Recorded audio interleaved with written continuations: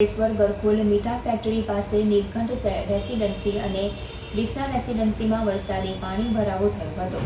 પંચાયત ગટર line chamber block થઈ જતા તળાવ જેવી સ્થિતિનું નિર્માણ થયું છે. પંચાયત દ્વારા પાણીનો નિકાલ કરવામાં આવે તેવી સ્થાનિકોની માંગ કરી. અંકલેશ્વર તાલુકાના ગડખોલ ગામના મીઠા ફેક્ટરી વિસ્તારમાં આવેલ નીલકંઠ રેસીડન્સી અને ક્રિષ્ના રેસીડન્સી સહિત આજુબાજુની સોસાયટીઓમાં આજરોજ સવારે પડેલા વરસાદમાં જ પાણી નિકાલ અટકતા વરસાદી પાણીના પૂર જેવી સ્થિતિ ઉદ્ભવી હતી.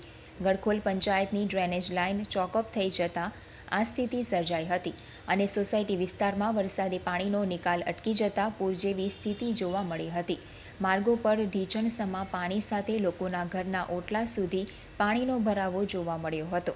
લોકોને બહાર નીકળવું પણ એક તબક્કે મુશ્કેલ બન્યું હતું, જેને લઈને સ્થાનિક રહીશો દ્વારા પંચાયત દ્વારા પાણી નિકાલ કરવાની માંગ કરી સમસ્યાનું નિરાકરણ કરવા માટે માંગ કરી હતી.